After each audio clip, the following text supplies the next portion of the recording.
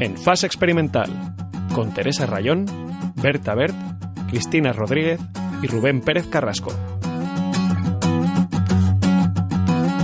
Ya estamos aquí de nuevo en una nueva edición de Fase Experimental y hoy va a ser un programa temático. Bueno, Fase Experimental, como sabéis siempre, es un programa de ciencia contada por sus protagonistas y hoy vamos a hablar de EMBO. Pero antes de qué vamos a hablar y por qué de EMBO y no, recuerdo que nos podéis escuchar este podcast, todos los anteriores, en todas las plataformas posibles, en iVoox, en Spotify, en iTunes, en YouTube, en la página de la CERU, seguirnos en Twitter a Comunidad CERU y bueno, además de eso estábamos anunciando que teníamos chapas. Cristina, hoy la colaboradora del tema del día, ¿cómo estás? Hola, ¿qué tal, Teresa? ¿Has Hola, conseguido? Carlos. ¿Alguien te ha pedido alguna chapa?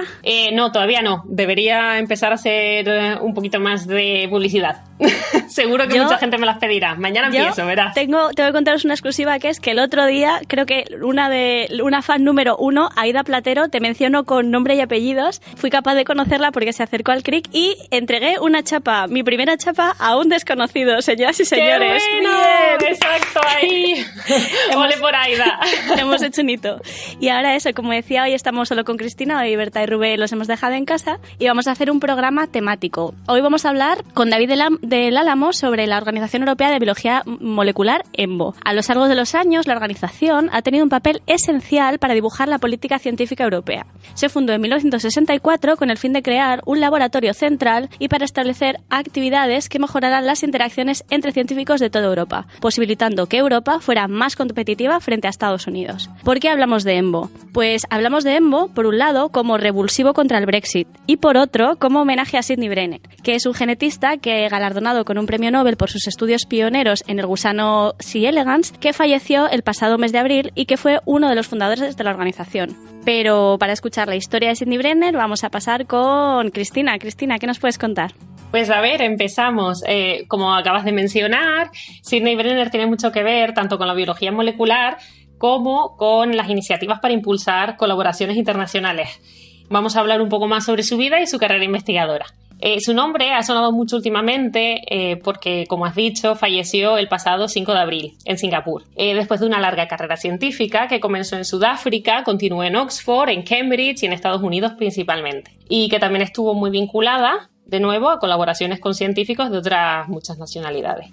Bueno, primero aprovecho para aconsejar a nuestros oyentes que escuchen una entrevista que el profesor McFarlane del King's College en Cambridge le hizo a Brenner en 2007. Y no sé si podríamos, yo supongo que compartiré el enlace en Twitter. Lo pondremos en Twitter.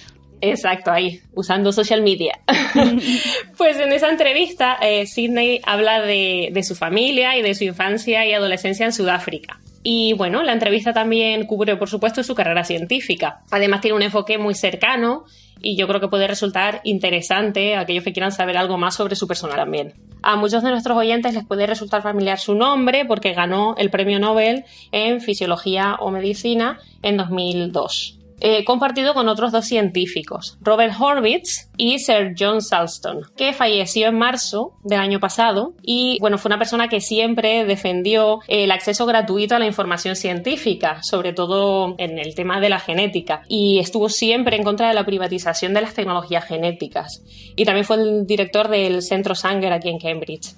Bueno, también es un científico bastante fascinante. Y bueno, sobre el premio Nobel voy a dejar para el final la razón de por qué se concedió, ¿vale? Después de hablar un poco más de la carrera en biología molecular.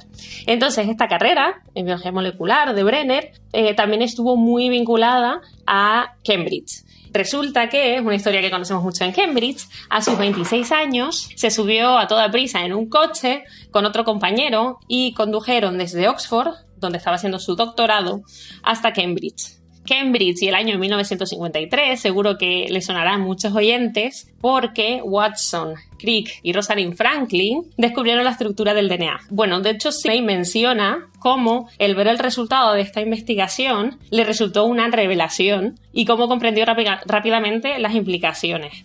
Y entonces decidió dedicar su vida al estudio de los genes y resolver los problemas de codificación y estructura de las proteínas, copias del DNA y otros muchos desafíos que, obviamente, como nos podemos imaginar, surgieron de repente. Siempre tuvo un enfoque muy práctico a la hora de buscar modelos de estudio y diseñar experimentos. Entonces, por ejemplo, trabajó primero en encontrar un sistema bacteriófago para resolver ese código genético. Y también mencionaré en un momento otros modelos animales con los que trabajó.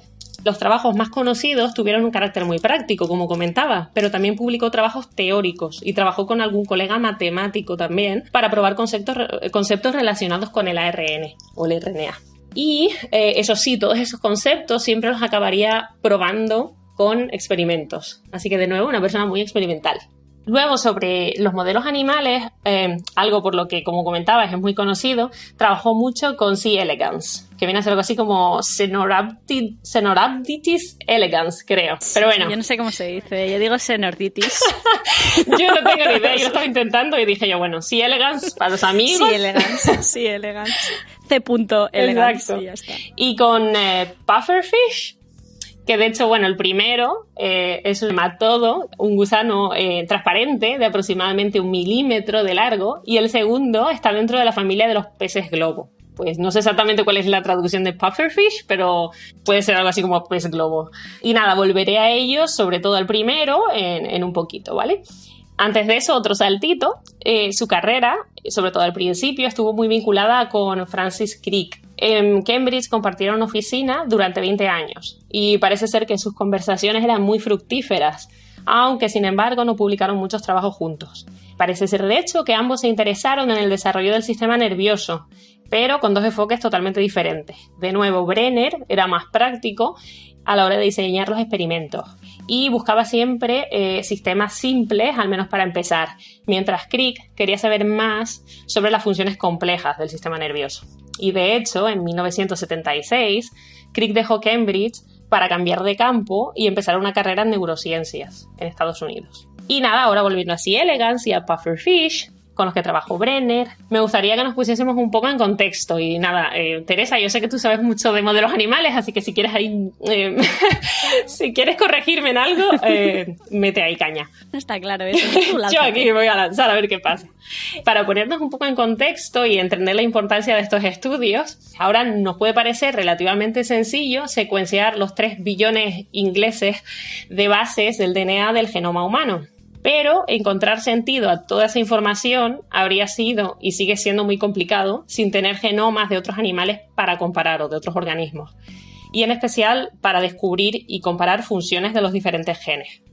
Por lo que desde aquella época en la que Brenner y los colegas usaban estos modelos hasta hoy, seguimos complementando nuestros estudios del genoma humano, también para cosas tan importantes como enfermedades o respuestas a tratamientos, por ejemplo, con los genomas de otros organismos modelo.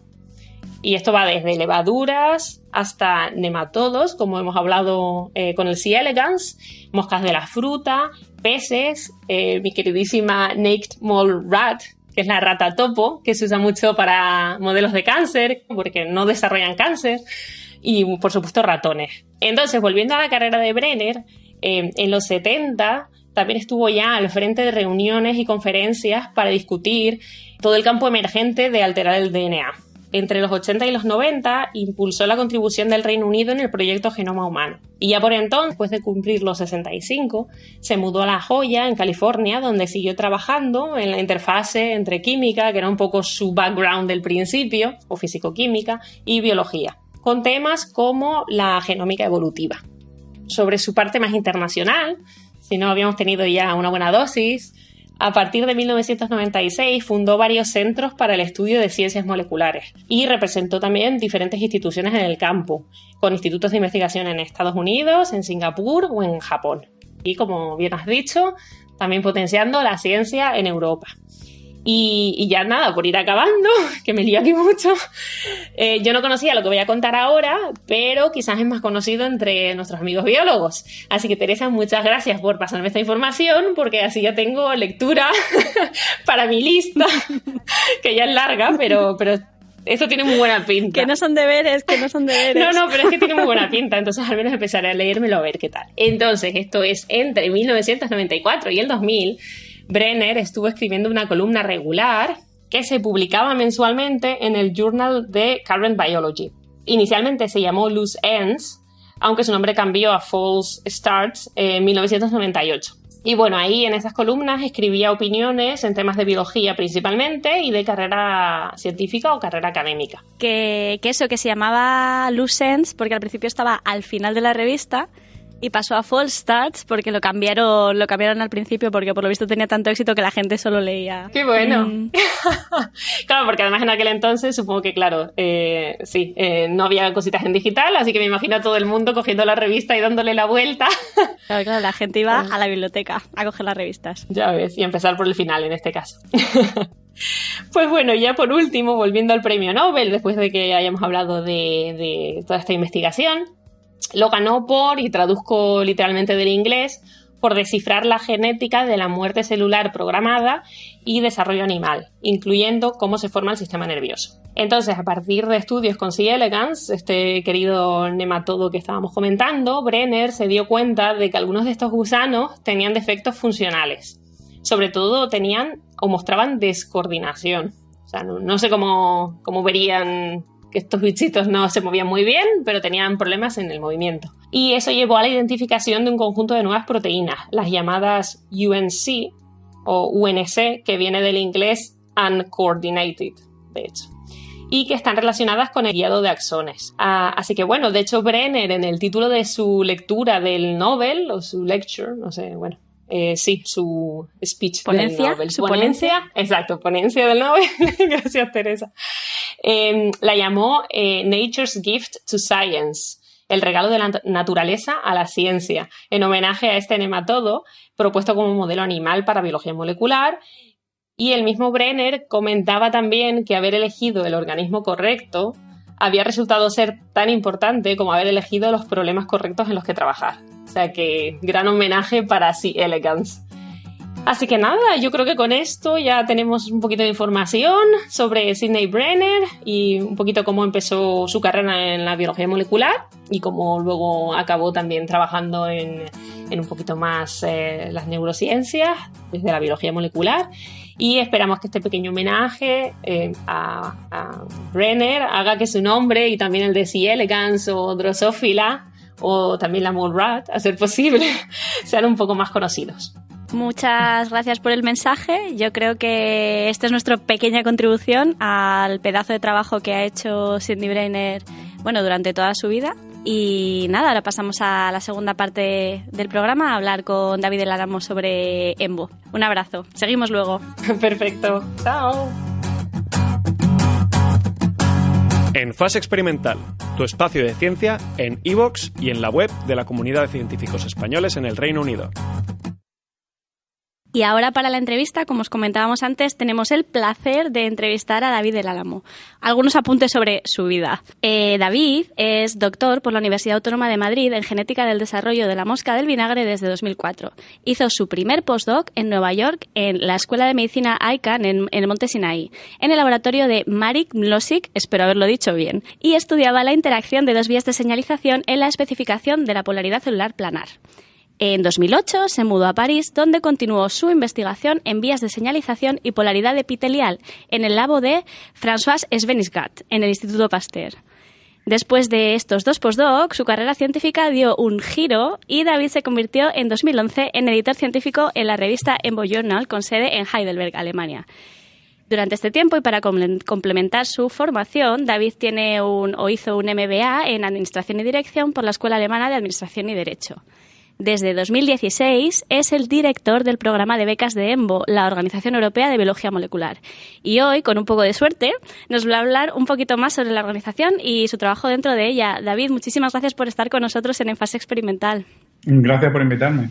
En este programa nos gusta mucho hablar con científicos y también mucho hablar con científicos que no son académicos en su estricto.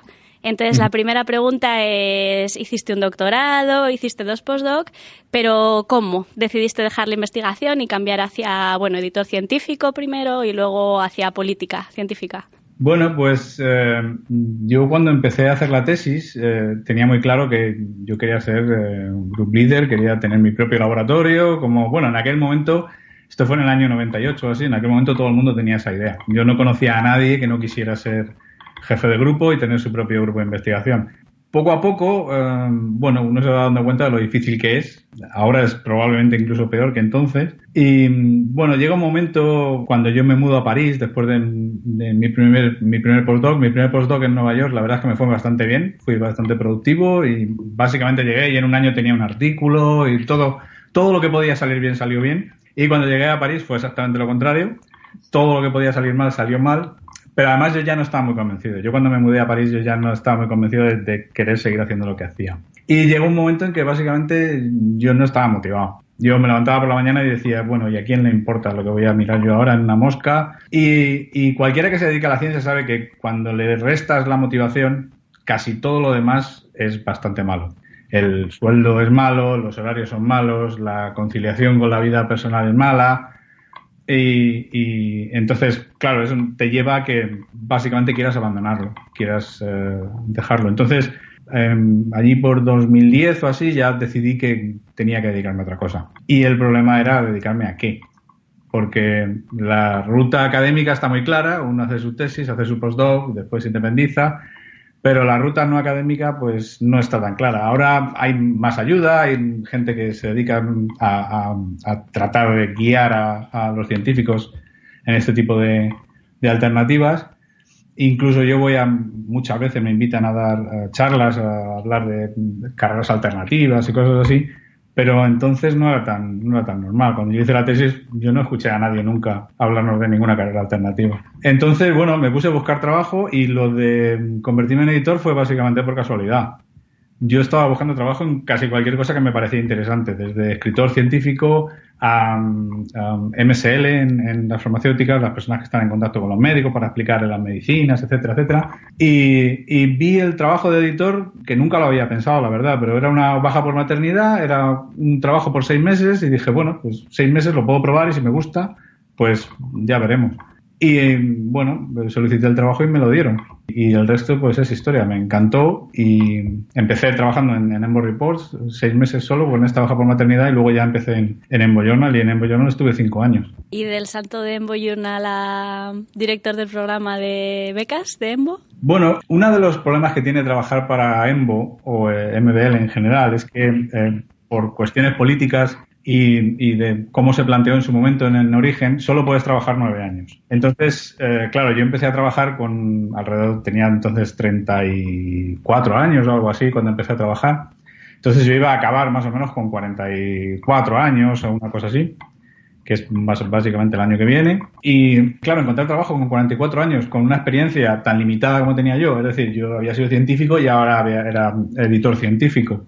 No es algo por lo que las empresas se peleen en general, en el sector privado. Entonces yo quería diferenciarme un poco. Entonces hice un máster, el máster en Administración de Empresas, y casualmente mientras estaba haciendo el máster surgió la oportunidad de convertirme en el director de becas. La persona que estaba en ese cargo se fue prácticamente repentinamente.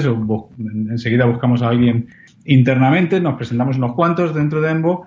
Y para mí fue una oportunidad muy, muy interesante porque, por un lado, podía combinar, no solo sigue siendo tiene un alto componente científico, sino que además puedo combinar la parte que estaba aprendiendo de administración de empresas y management de grupos y todo este tipo de cosas con un trabajo en el que lo pusiera en práctica realmente. Porque ahora tengo mi propio equipo, es un equipo pequeño, somos 4 personas, pero bueno, pues veo las cosas desde otro punto de vista. Ya no soy yo solo trabajando en un bench o en una oficina tomando mis propias decisiones y cuando acabe me voy a casa. Ahora tengo un equipo que depende de mí hasta cierto punto, al que tengo que procurar que tengan todo lo que necesitan para trabajar, que las cosas vayan bien, etcétera, etcétera.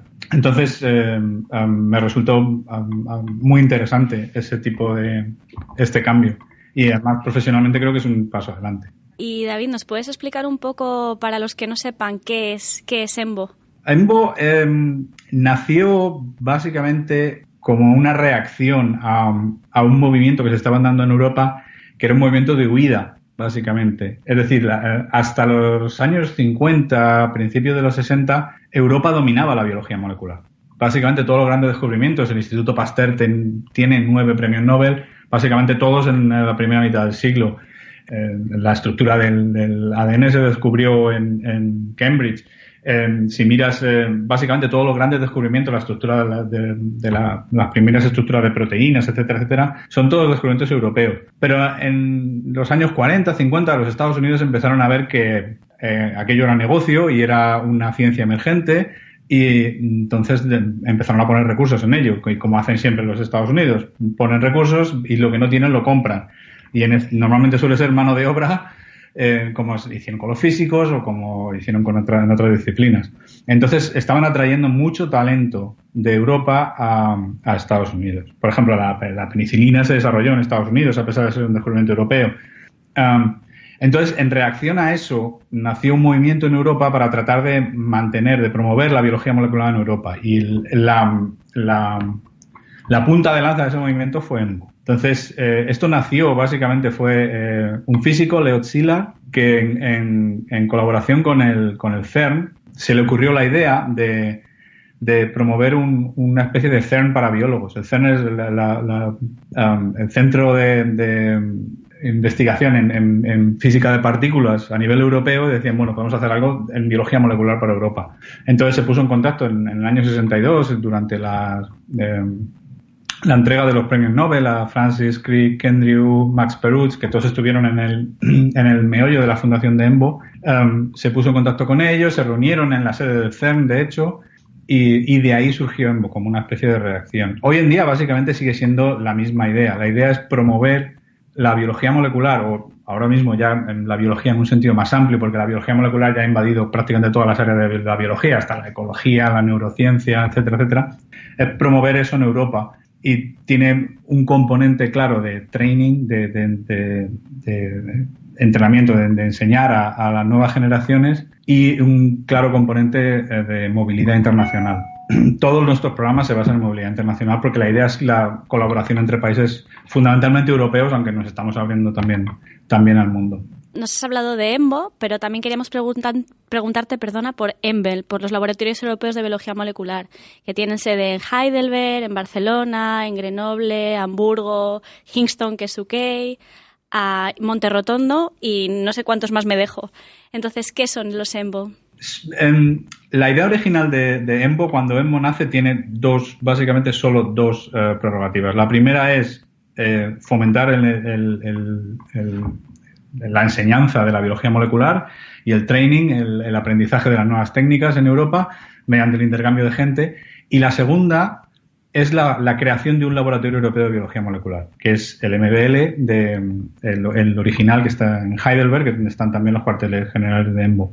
Entonces, eso fue una idea básicamente del primer director general, John Kendrick, que lo promovió durante 10 años. EMBO se crea en el 64, MBL se crea en el 74. Y la idea de MBL, que es la misma idea que se tiene ahora, es básicamente se reclutan a grupos pequeños que están empezando o a gente que quiere independizarse, y pueden estar en MBL durante 9 años, hay un límite de tiempo, pero entre esos 9 años esas personas básicamente tienen acceso a lo mejor que haya, lo mejor de lo mejor. Tienen acceso a los mejores estudiantes de Europa, se reclutan a todos los estudiantes que se quieran presentar entre los mejores expedientes de toda Europa y se traen a Heidelberg o a los distintos centros para entrevistarlos directamente.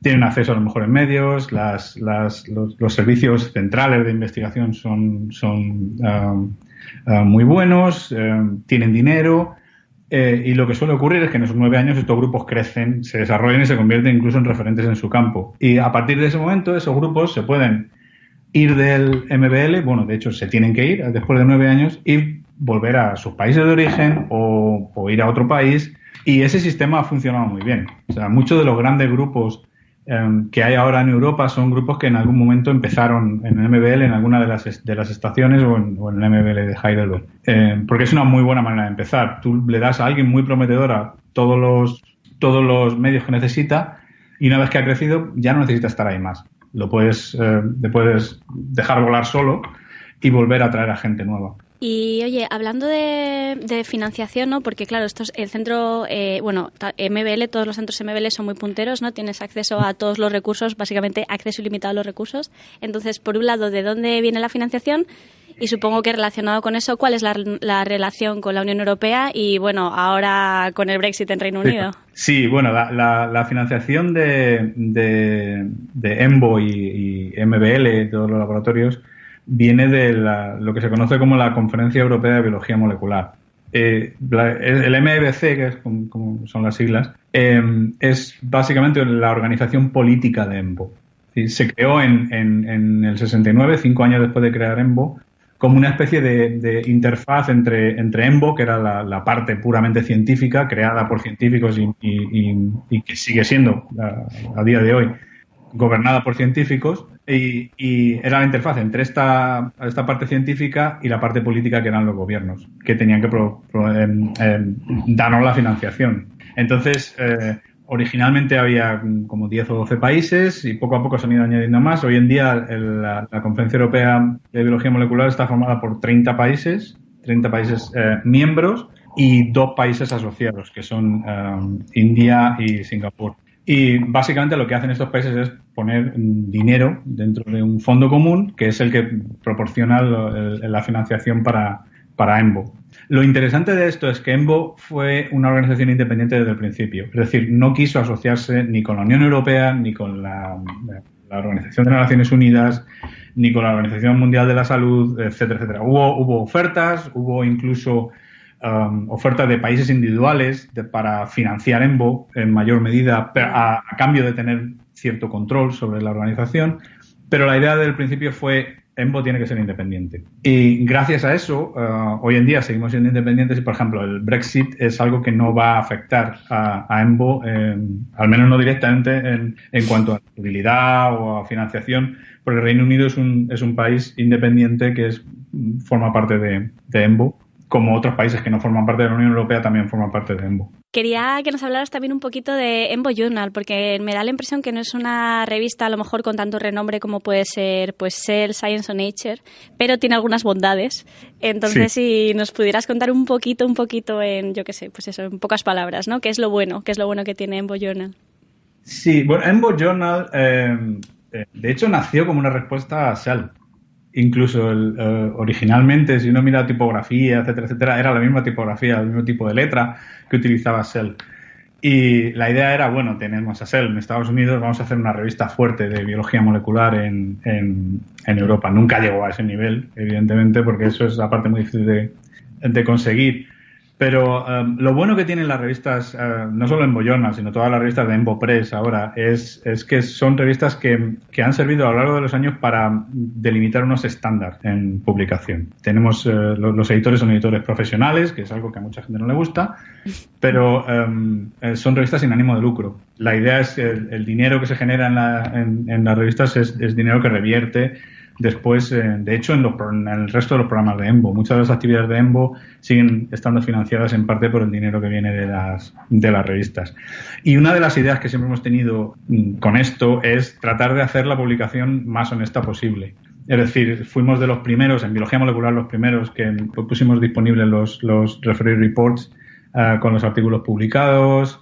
Tratamos de argumentar todos los puntos de vista con los autores desde el principio, el poner en común las ideas de los referís, tratar de aprovechar procesos de revisión en otras revistas para EMBO. Es decir, muchas de las cosas, por ejemplo, que está haciendo eLife ahora son cosas que EMBO ya llevaba haciendo años antes de que eLife empezara a hacer y que siempre nos pareció muy buena idea porque otras tienen claramente un ánimo de lucro y está claro porque tienen un servicio de publicaciones, es una manera de ganar dinero, lo cual es completamente lícito.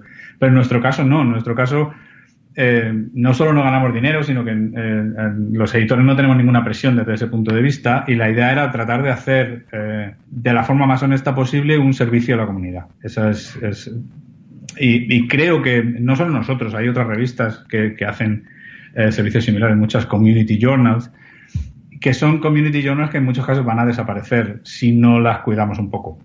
Porque yo entiendo que si la gente tiene un artículo para publicar en Cell o en Nature, lo mande a Cell o lo mande a Nature. Pero si tienes un artículo para publicar en Scientific Reports, pues a lo mejor lo pueden mandar a EMBO Reports.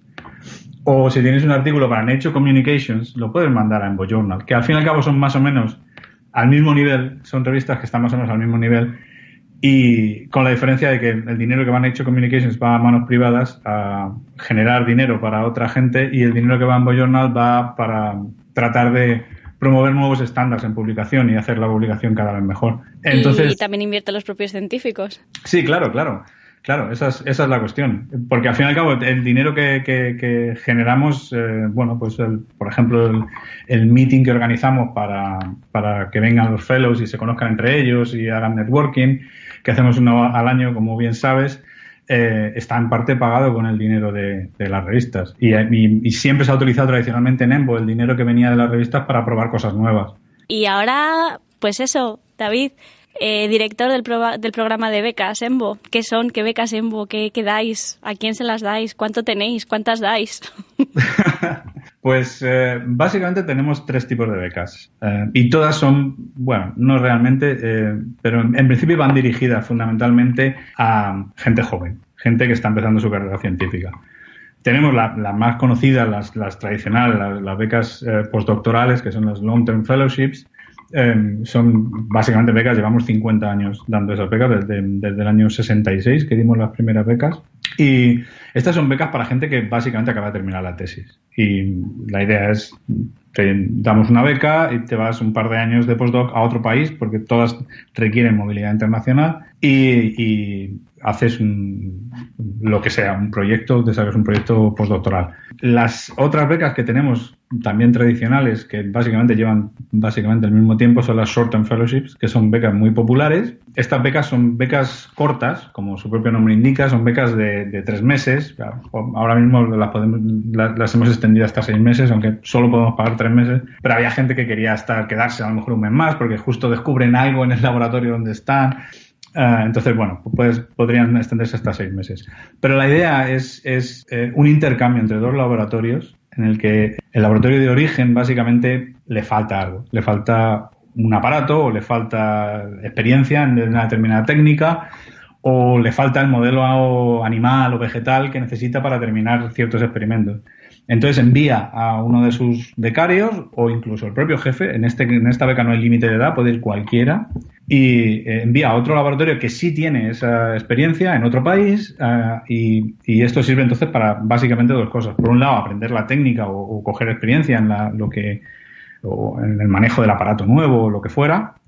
Y por otro lado, para establecer nuevas colaboraciones. Entonces, un requisito importante en estas becas es que la colaboración sea nueva, que no vayas al laboratorio donde hiciste la tesis o al laboratorio donde estuviste 3 años de postdoc. La idea no es acabar proyectos a medias ni nada así, sino, tengo este proyecto, me faltan estos datos, no tengo manera de conseguirlo, o yo no sé cómo se hacen estos experimentos que realmente harían que mi trabajo sería mucho más interesante. Así que me voy al laboratorio de quien sea en otro país y aprendo lo que hace falta. Y normalmente beneficia a los 2 laboratorios, se establecen colaboraciones, se publican artículos y a todo el mundo le resulta muy interesante. Y además lo bueno que tienen estas becas es que son relativamente fáciles de conseguir. Estas becas tienen un índice de éxito de más del 50%. Es decir, son, a diferencia de las otras, las becas long term son becas de excelencia, son difíciles de conseguir. Normalmente damos alrededor del 15% de las solicitudes. Las becas short term realmente no buscamos la excelencia, buscamos el beneficio de los laboratorios y del becario, que aprenda algo, y por un lado favorece mucho a países que normalmente no tienen acceso a las becas long term porque no tienen la infraestructura, no tienen el nivel necesario, pero sí están haciendo proyectos que científicamente tienen sentido, aunque no sean los proyectos más sexys y los proyectos que aparecen en Cell y en Nature, y a estos países van destinadas muchas de estas becas. Hemos leído que queréis cambiar el nombre de las becas short term. Sí. ¿Hay algún nombre decidido ya o todavía nada? No, todavía no. Estamos en ello. De hecho, la semana pasada tuvimos una reunión de brainstorming, de creatividad, para tratar de cambiar los nombres. Es algo que estamos explorando solo y ni siquiera está aprobado por el Council. Pero bueno, la idea era, como probablemente sabes, vamos a cambiar el tipo de becas. Las becas long term ahora son simplemente una beca, pero claro, las necesidades de los postdocs ya no son las mismas que hace unos cuantos años. La gente cada vez es más mayor siendo postdoc, ya tienen familia, etcétera, etcétera. Entonces, una de las cosas que queremos hacer, que en otra beca ya se ha hecho, es proporcionar suficiente dinero para que los centros de investigación hagan contratos en lugar de becas. Es decir, vamos a cambiar el sistema de una beca a un contrato y aprovechando eso, pues a lo mejor hacer una especie de rebranding de todo, ¿no? De tratar de cambiar los nombres para promocionarlo de otra manera. Pero bueno, está todo, simplemente estamos explorando y de momento, bueno, tenemos algunas ideas, pero no te puedo dar un nombre todavía. Una pena. Nosotros de aquí estaremos pendientes a ver de cuándo pones los nombres, porque es verdad que los nombres yo tengo que reconocer que son un poco aburridos. O sea, long term y short term son un poco aburridos, la verdad. Sí, son nombres que no tienen ningún sentido porque se refieren uno al otro. Una es long term porque es más larga que la otra y la otra es short term porque es más corta que la otra.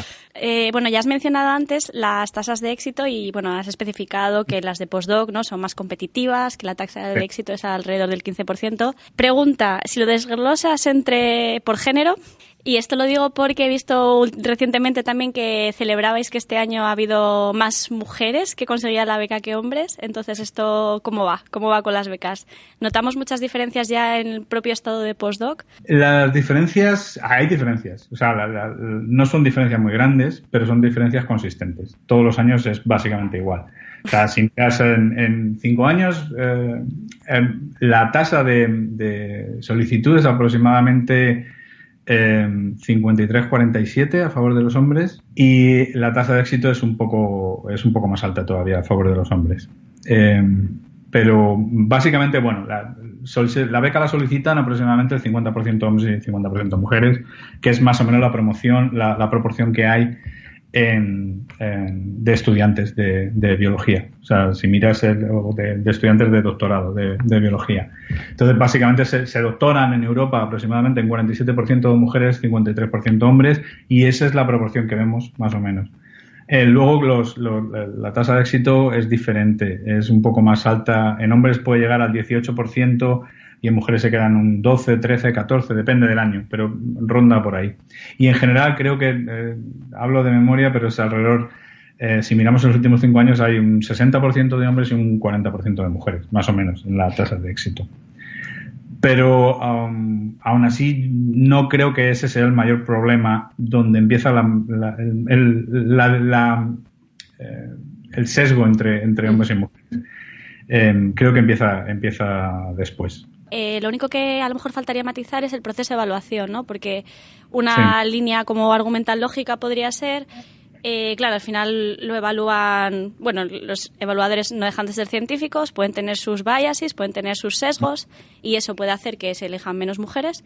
Entonces, supongo que por un lado, ¿cómo se evalúa? Y por otro lado, ¿realmente intentáis evitar que haya algún tipo de sesgo a la hora de seleccionar candidatos? La evaluación básicamente la llevan a cabo el comité de becas. Y el comité de becas está formado por 20 personas, más o menos. El número varía, pero alrededor de 20 personas. Y básicamente se hacen 2 rondas. La primera ronda es lo que llamamos preselección, donde básicamente se rechazan alrededor del 70% de las solicitudes y el otro 30% pasa a una entrevista personal con un miembro de EMBO, con un científico de renombre, y de ese 30% la mitad al final son los que se quedan con la beca. Es decir, el porcentaje de éxito final es alrededor del 15%.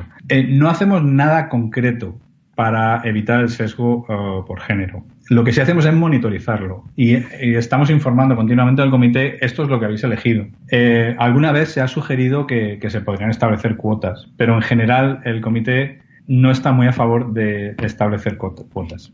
En EMBO en general y el Council, siempre que se ha discutido este tipo de ideas, no hay un consenso muy claro si deberíamos establecer cuotas o no. Y dado que la diferencia que hay, aunque es bastante consistente, tampoco es demasiado grande, no se ha considerado todavía que sea un problema demasiado grande como para tener que tomar medidas drásticas. Tratamos de que el comité esté formado por hombres y mujeres. Es bastante complicado que haya paridad.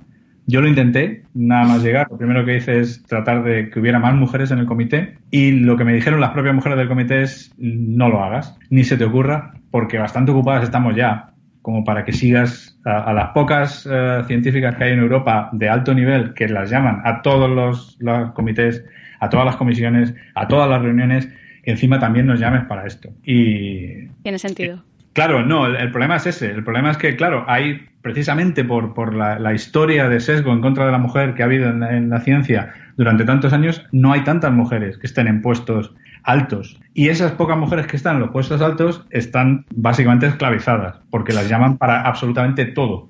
Entonces, claro, si hablas con cualquiera de estas mujeres, dicen, bueno, es que ahora me han hecho directora del instituto y además me llaman del ministerio cada mañana y estoy informando parte de todos estos comités y me llaman del IRC y me llaman, claro, la gente no da abasto ya.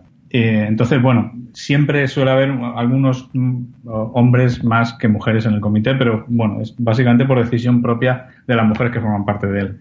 Y bueno, ya hablando del estudio que habéis hecho, es un estudio muy interesante porque realmente lo que habéis hecho es, bueno, prefiero que lo cuentes tú en realidad, pero la idea es que habéis seguido un poco el éxito, ¿no? de gente a la que concedisteis beca en algún periodo, en 2007 o algo así. Entonces, bueno, un poco qué es lo que intentabais mirar con esos datos que teníais y qué es lo que habéis aprendido. Sí, la idea es, el estudio era básicamente, lo que hemos publicado es un extracto de la tesis que presenté para tener el máster en administración de empresas. La idea estaba dentro de lo que se conoce como Human Resource Management. La idea es cómo reclutas al mejor talento, que es un problema que no solo pasa en la ciencia, que en esencia lo que hacemos cuando damos una beca, estamos tratando de elegir a las personas que están mejor cualificadas para llevar a cabo el trabajo que le vamos a dar. La idea original era, bueno, ¿existe alguna manera de predecir quién va a ser bueno en el futuro? Que es básicamente lo que tú quieres cuando estás contratando a alguien, porque las personas tienen su currículum y tú sabes lo buenos que han sido en el pasado, pero eso no te dice que en el futuro vayan a seguir siendo buenos. Entonces, lo que dices es, bueno, vamos a ver cómo seleccionamos a la gente hace 10 años y ver dónde están ahora. Esa fue la idea. Entonces, miré a gente que había pedido la beca en 2007 y miré dónde estaban en 2017. La idea es, si hemos hecho una buena selección en 2007, entre la gente a la que le dimos la beca debería haber un enriquecimiento de gente que ahora tienen un laboratorio maravilloso y publican muchísimo y son líderes en su campo. ¿Por qué éxito lo definíais como tener un laboratorio y...? Bueno, la idea es, el problema de esto es que no hay medidas estándar. Nadie sabe lo que es el éxito. No, quiero decir, cada uno lo puede definir de diferentes maneras. Por ejemplo, en este caso, yo excluí a la gente que había abandonado la carrera científica. ¿Por qué? Porque no había manera de compararlos. Es decir, tú puedes considerar en la carrera académica el éxito estándar, tal y como la gente lo entiende, es haces tu tesis, estás un número determinado de años como postdoc y después te independizas, tienes tu propio laboratorio. Esa es la carrera normal. O te conviertes en profesor universitario, etcétera, etcétera. Eso es lo que todo el mundo entiende por una carrera estándar. De manera que cuanto más hayas avanzado en esa carrera, más éxito has tenido. Pero una vez que abandonas esa carrera, ¿cómo lo mides? Porque, claro, algunas de las personas que habían abandonado la carrera, de las que solicitaron la beca en 2007, ahora tenían su propia empresa y tenían 300 personas trabajando para ellos. Alguno puede decir, bueno, es que es un fracasado porque abandonó la ciencia. Y seguramente a esta persona le dé la risa cuando le llames fracasado, cuando está ganando 10 veces más dinero que tú y tiene una empresa próspera dando de comer a 300 personas, ¿no? Entonces, bueno, como era imposible comparar estos dos mundos, me dediqué básicamente a la parte académica.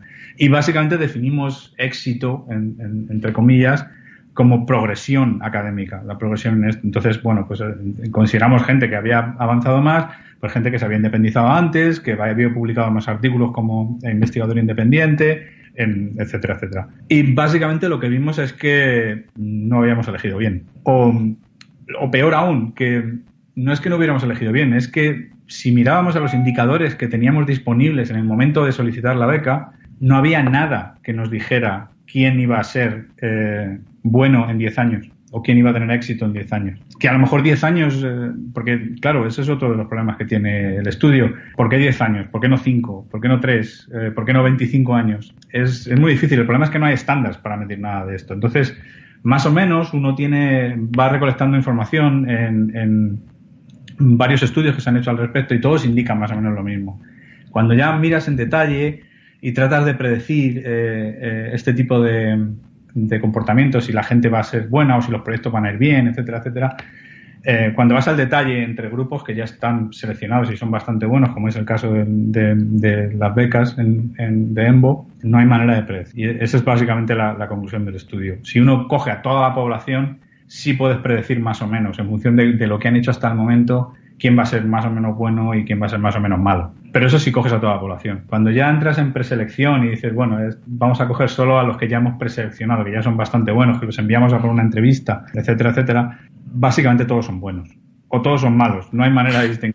Pregunta, ¿vais a tomar medidas de corrección? Una sería conseguir financiación a saco para poder pagar a todos los postdoc, que probablemente muchos de nosotros os lo agradeceríamos. Y sí, la otra es, no sé, ¿podéis corregir de alguna forma o cómo vais a cambiar algo del sistema sabiendo que es un poco aleatorio? Es algo que estamos explorando. Este es un problema relativamente reciente. Las becas EMBO en los años 70 tenían un porcentaje de éxito del 50%. Si tú das el 50% de las becas o de los grants o de cualquier cosa, puedes estar prácticamente seguro que le estás dando la beca a todos los buenos. Y probablemente a algunos de los malos, pero seguramente a todos los buenos. Entonces, este problema no existía hasta los 90, cuando el número de científicos aumentó de forma exponencial, que de hecho sigue aumentando, y el número de becas o el número de puestos de trabajo no aumenta ni mucho menos al mismo nivel.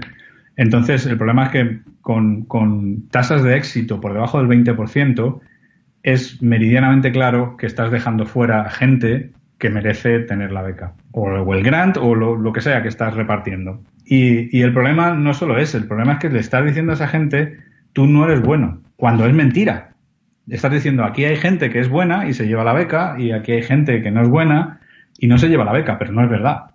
La cuestión es, aquí hay gente buena que se lleva la beca y aquí hay gente que también es buena pero no se la lleva porque no tenemos más dinero, que es una diferencia notable. Entonces, yo tengo varias ideas en la cabeza y son ideas que hemos discutido. El problema es que son ideas que algunas de ellas son bastante controvertidas. Una de ellas es claramente la randomización. Podemos seleccionar al top 5%, que sabemos que son gente absolutamente excepcional, que tienen proyectos que se salen de la norma, que van a ser maravillosos, y podemos eliminar directamente a lo mejor al 40% por debajo, porque sabemos que no llegan al nivel. Pero lo que hay entre medias son básicamente gente que es buena y gente que podría tener derecho a una beca y que no podemos distinguir unos de otros, básicamente. Entonces, en lugar de tratar de distinguirlos con argumentos artificiales, porque al final, si tú le exiges a alguien que tome una decisión, la va a acabar tomando, incluso aunque no tenga argumentos para sostenerla, lo mejor es decir, bueno, pues toda esta gente merece una beca y como no tenemos dinero para todos, los repartimos de forma aleatoria. Hay 200 personas, hay 100 becas, se hace una lotería y el 50% se lleva la beca. Esa es una de las maneras en las que se puede hacer, y eso se ha utilizado tradicionalmente para repartir cosas cuando no se pueden hacer diferencias entre la gente que se las merece. Bueno, y al final es que la realidad ahora mismo es una lotería, aunque intentamos justificar que no lo es, ¿no? Claro, es que es incluso peor, porque no podemos distinguirlo de un proceso aleatorio, pero es todavía peor porque encima en el proceso de decisión, cuando se acaban los argumentos lógicos, cuando ya no puedes distinguir por número de publicaciones y suponiendo que eso fuera de hecho un distintivo real, empiezan los argumentos ilógicos. En el ser humano hay descritos a día de hoy más de 180 sesgos diferentes, sesgos cognitivos, que son básicamente sesgos que están alterando tu percepción de las cosas sin que tú sepas que te la están alterando. Y el problema es que todo el mundo piensa que está tomando una decisión racional. Y es mentira. No estás tomando una decisión racional, estás tomando una decisión en parte racional y en parte condicionada por tu historia, por tus apegos, por tu estado de ánimo, por cientos de cosas. Por lo que te está diciendo la persona que tienes al lado. Es decir, un comité formado por 5 personas en el que una persona permanece y las otras 4 cambian, la opinión de esa quinta persona va a ser diferente en función de quién tiene alrededor. Y eso está más que demostrado.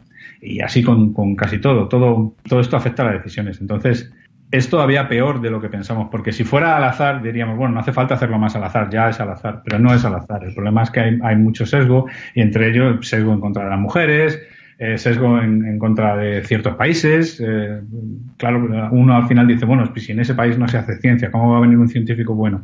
Y es algo completamente absurdo porque estás identificando al individuo con la población. Pues bueno, a ver si triunfan estas medidas revolucionarias en las que se hace realmente una lotería.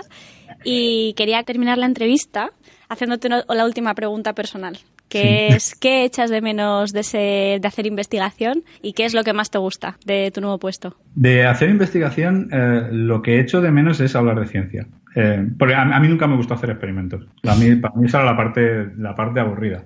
Porque yo me ponía a pensar, me ponía mis dibujitos de moscas, con mis cruces de moscas, la genética, y discutía con la gente del laboratorio, y teníamos al final una hipótesis muy entretenida, y luego tenías que esperar 3 meses a que las moscas se reprodujeran, y esa parte me aburría muchísimo. Pero la parte de discutir las nuevas ideas, yo creo que en parte por eso me gustó tanto el trabajo de editor, porque era esencialmente eso, pero sin tener que hacer los experimentos. Entonces era más interesante, ¿no?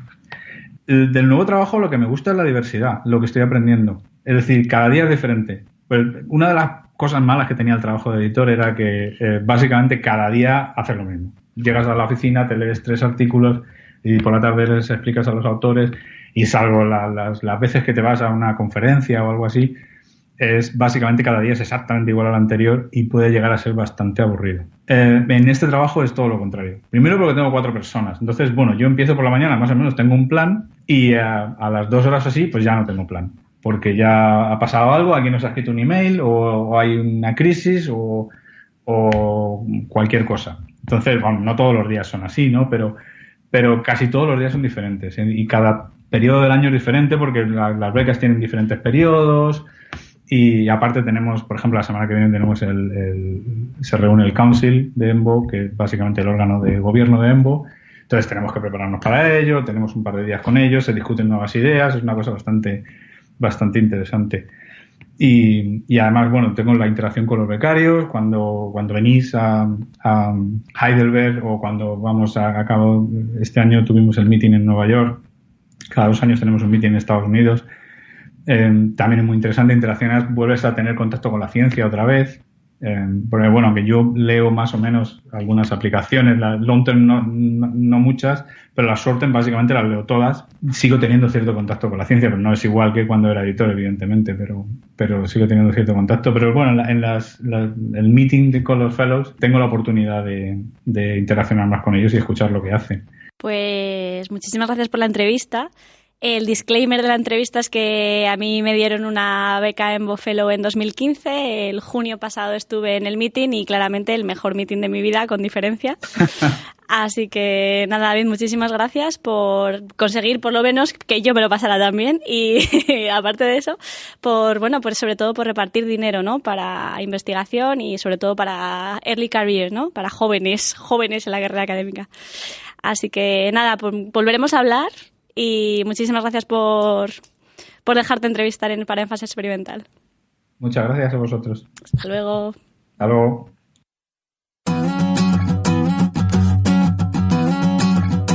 Estáis escuchando Énfasis Experimental, ciencia en español desde el Reino Unido. Pues después de este disclaimer, después de hablar con David y de compartir todas las experiencias maravillosas que EMBO nos da a los fellows y en general a Europa, creemos, vamos a ir cerrando el programa con el calendario. ¿Tenemos algún evento, Cristina? Pues sí, tengo aquí 2 eventos apuntados. Uno de ellos, el 3 de junio en Westminster, en Londres, hay un evento de formación en política científica. Y luego otro a finales de junio, del 28 al 30, en Liverpool, tenemos, muy importante, el 7º Simposio Internacional de CERU. ¿Vale? Y hay más información en la web. Así que ojear a ver cómo si hay que registrarse y este tipo de cosas. Apuntaos todos ahí a celebrar cada año el simposio de la asociación. Y nada, pues con esto nos despedimos por hoy. Muchísimas gracias, Cristina, por estar aquí con nosotros. Muchísimas gracias, Carlos, por hacernos que sonemos tan caros y tan estupendos. Hoy hemos tenido público, así que muchas gracias a nuestra público en singular, Berta. ¡Berta! Creo que se ha aportado también que igual se lleva una chapita, no digo nada. Y un saludo muy grande para Laura, que nunca está con nosotros, pero sé que nos lleva en su cuerpo y en su alma. Y a Berta y a Rubén los escucharemos en el siguiente programa. Así que hasta luego, que la ciencia os acompañe. En Fase Experimental, cada 15 días en tu plataforma de podcast favorita.